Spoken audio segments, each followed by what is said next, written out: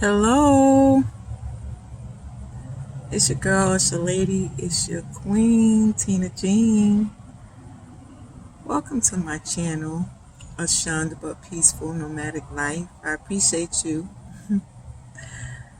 Yeah, I'm back on the road and I wanted to invite y'all to ride and vibe with me. But I got a little tired and just decided to uh, take a little or make a little detour and stopped at the rest area here in South Carolina. And I thought this view was a nice view. And I was just thinking about the vehicles passing on the interstate and looking at the lake. Um, and I don't know if you could actually see, but there's a boat. See that boat going by? um, where are they going? You know, what is their journey like?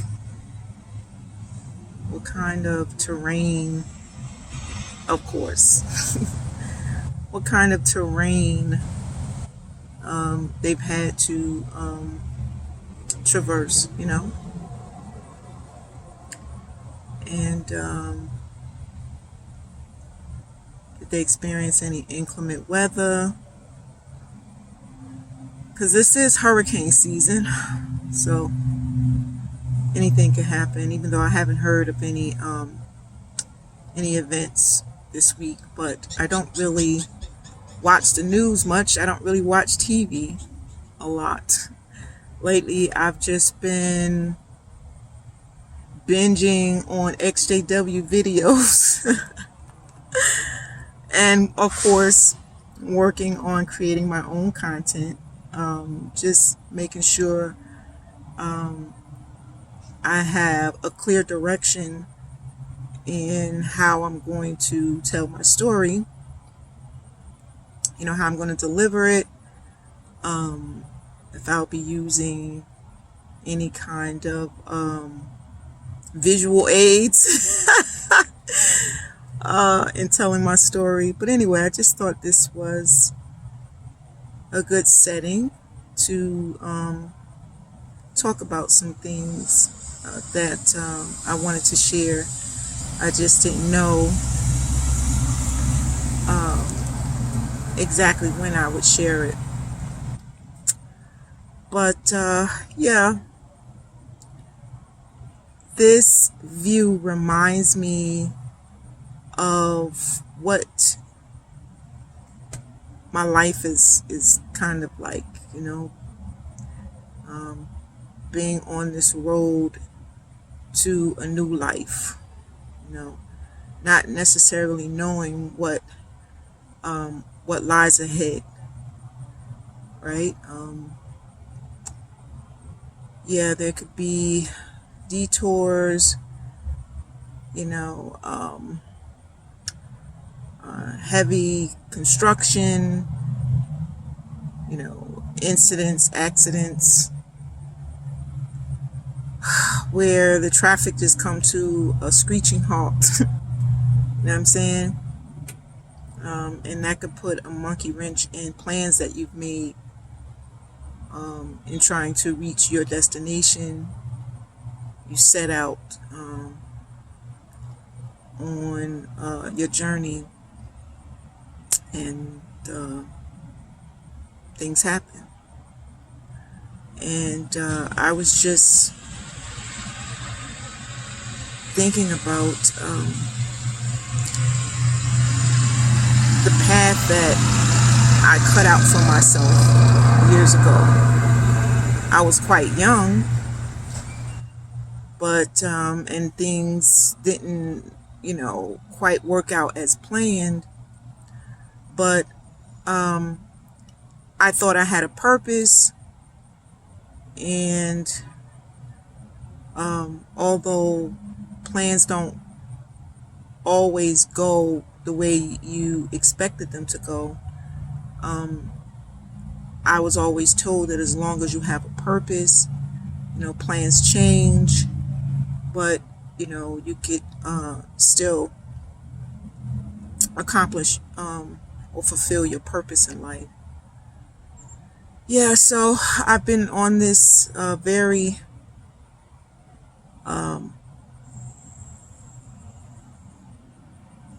rocky road for some time, and just wanted to share one road I went down that actually brought me in contact with some beautiful people. It was when I actually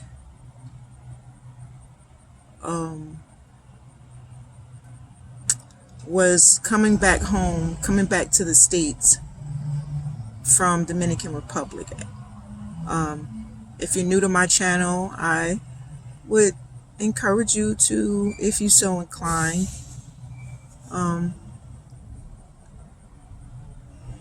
are inclined to, I should say, go back and look at my videos. I have a video where I'm talking about a brother who got in my bed. I was totally surprised by that. But I was in Dominican Republic serving where the need was great back in 2012. And I remember planning it for several months. I planned to have a certain amount of money when I arrived, because I was going to be there for 3 months. But the time just snuck up on me, and before you know it, I'm preparing to take a flight to Puerto Rico, and from there I was going to Dominican Republic. But I thought I would have about $3,000. That's about $1,000 a month. And that would have been more than enough for my my journey, for my ministry. But I ended up with less than half of that. I ended up only having about $1,200. And I had to readjust my budget, and I knew that it would be a little tight, but that did not deter me from embarking on that journey. And so I went to Dominican Republic with my $1,200, and I was able to pay my way, including taking little excursions while I was there, and just enjoying my experience, the experience I had there, and the people that I met. To be honest with you, was life-changing. It was one of those things that enhanced my life, if I'm going to be honest. Regardless of the fact that I was teaching some falsehoods I didn't know then. So when you know better, you do better. Despite that, I felt so accomplished and so happy. And I was on the road to a beautiful life. At least that's the way I felt at the time. So I was there for 3 months, and yeah, while it was I was on a tight budget, I still got to enjoy myself and enjoy some really good association with some beautiful people. And I will never forget that experience. But it took also some faith. I didn't worry about it, about what I didn't have. But there came that time when it was time for me to come home, and I remember only having $26 in the bank. $26 in the bank. And I had to change my flight arrangements, my travel arrangements for my departure, because I decided to extend my. Originally, I wasn't supposed to be in Dominican Republic for all 3 months. I was supposed to be in Puerto Rico for a month, but I ended up only being in Puerto Rico for 1 week, and I spent the balance of my I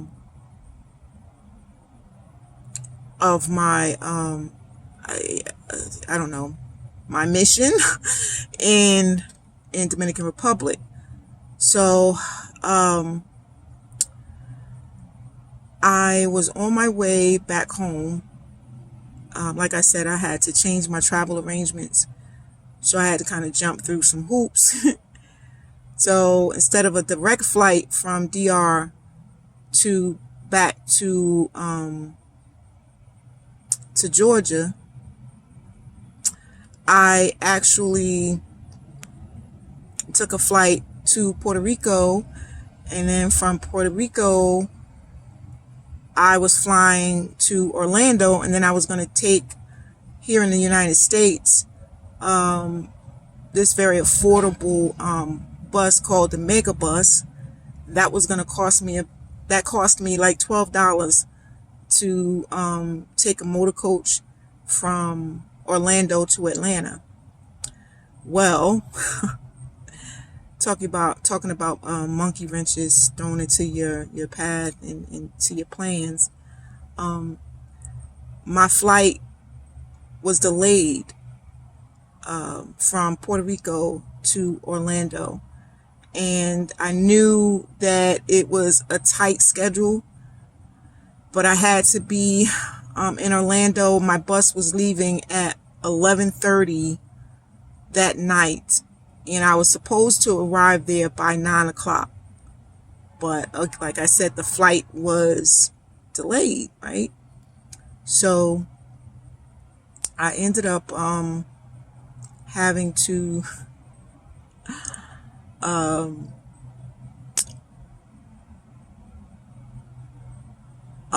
sit there at in Puerto Rico, waiting for the next flight. Well, anyway, the plane finally arrives, and I arrived in Orlando. I arrived at the airport around, I would say, 9:30, 10 o'clock. But I still had to take, I needed to take a bus or other transportation to the transportation center to catch the bus from the airport. Well, lo and behold, I arrived at the transportation center at 11:30, but I still had to walk to the location where the bus leaves, and I got there at 11:35 and the bus was gone. Remember, I had $26 in my account, and I didn't have much cash on me, and my cell phone was not activated at the time. So that was a very interesting experience. I remember standing there at the bus stop, and I remember saying, Jehovah, I know you're not going to leave me stranded. I looked up into the heavens and I said that. And I stood there without a worry. I promise you not, without a worry. I just stood there because I felt like I had made sacrifices. I spent my money to do the Lord's work, and surely He will not leave me stranded. I believe that wholeheartedly. So I stood there and not knowing what I was going to do, because I didn't have money to stay in a hotel.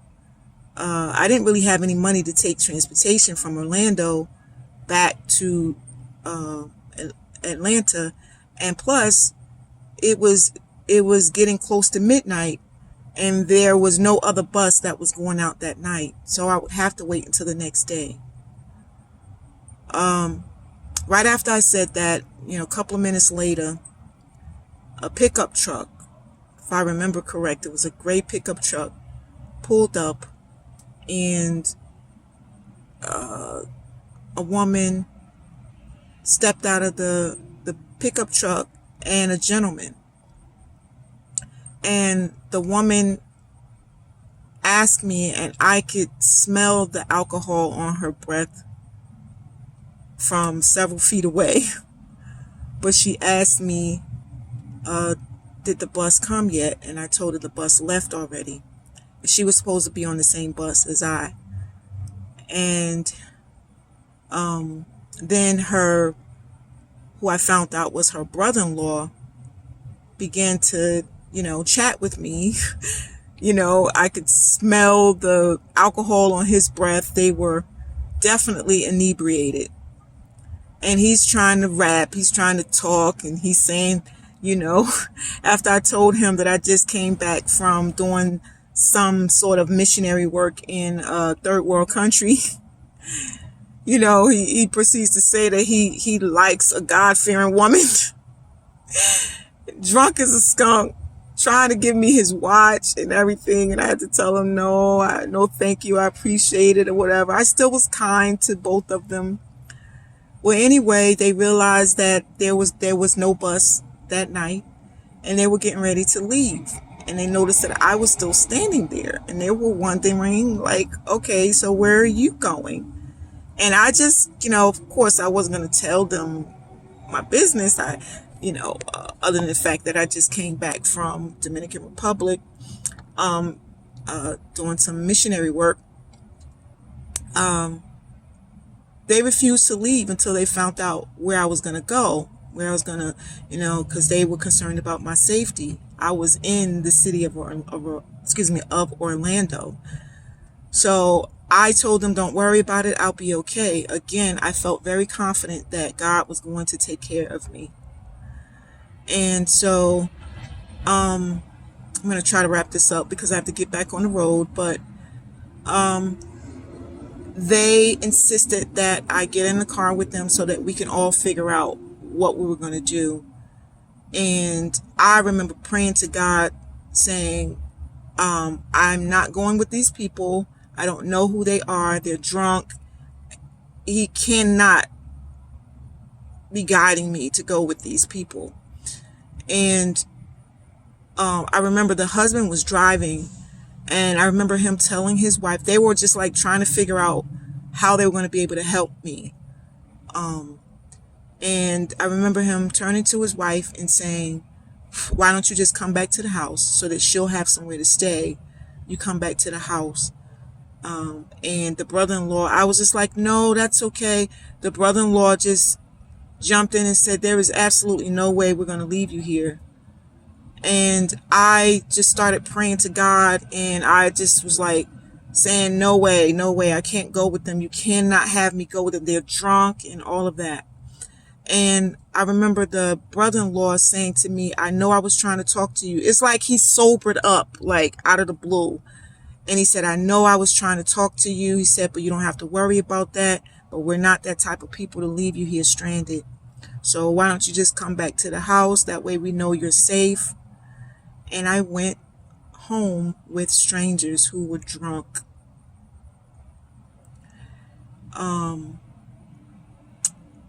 I never really appreciated the statement that God works in mysterious ways. I don't know if that was mysterious, but I guess I was moved to go with those people and know that I would be safe. And it turned out to be a wonderful experience. That next morning, I wanted to show my appreciation. And so I knew I had $26 in the bank. That's all I had to my name. I wanted to treat them to breakfast. And they were allowing me to show my gratitude. So they suggested that we go to the supermarket and buy some breakfast food. And that's what we did. And we came back to the house, and the husband, who had a limp, cooked an awesome breakfast. We sat there at the table like we had known each other. I got a chance to tell them what I did in Dominican Republic, and they asked me some questions. And the wife and I forged somewhat of a friendship, because I was able to keep in touch with her, and later found out that her and her husband were actually separated, but they made that sacrifice for me. Sometimes we make plans and we have a purpose. We make plans and things just don't go as planned. But when you have a purpose, things sort of fall into place. It may not look like you imagined it, but things work out when you have people in your heart, and you want to help people. When you have love in your heart, things work out. And I will never forget that. I really believe that God looked out for me. Some people say the universe, some people say spirit. At any rate, I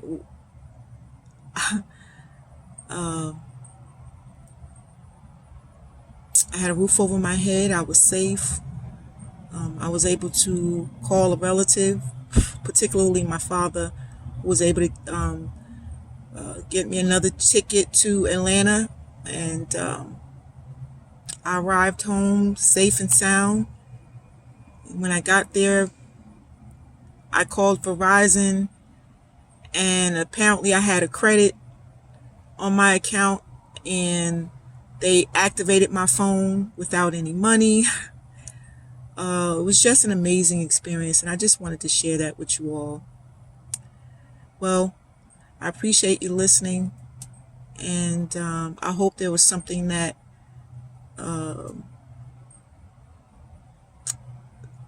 that helped you just by listening to that experience.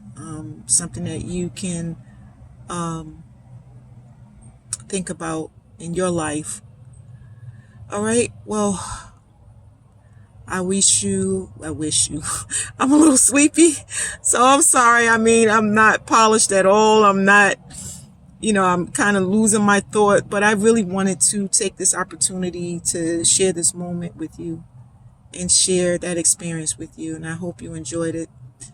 All right. So I wish you peace, love, joy, and a brighter light. All right. Love you.